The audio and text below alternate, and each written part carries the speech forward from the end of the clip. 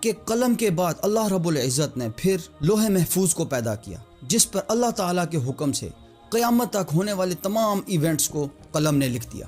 اس کے بعد اللہ رب العزت نے اپنا عرش پیدا کیا جو کہ پانی پر تھا۔ اس کے بعد آسمانوں اور زمین کو پیدا کیا، آسمانوں کو 7 آسمانوں کی شکل میں ترتیب دیا، اور اسی طرح زمین کو بھی 7 تہوں میں پیدا کیا۔ اس کے بعد اللہ رب العزت نے روشنی اور اندھیرے کو پیدا کیا، پھر وقت کو پیدا کیا جو کہ دن اور رات کی صورت میں ظاہر ہوئے، پھر نور سے اللہ رب العزت نے فرشتوں کو پیدا کیا جو کہ اس کی عبادت میں مشغول رہتے ہیں اور اس کے حکم بجا لاتے ہیں۔ اس کے بعد اللہ تعالیٰ نے آگ کے شعلوں سے جنات کو پیدا کیا۔ جنات کو آزاد ارادے کے ساتھ زمین پر آباد کر دیا گیا اور وہ اسی زمین پر رہ کر اللہ کی عبادت کیا کرتے تھے۔ جنات چونکہ آگ کی پیداوار ہیں اس لیے ان کا مزاج بھی آتشی تھا۔ سرکشی، بغاوت، دنگا فساد اور خوریزی ان کی فطرت میں شامل تھی۔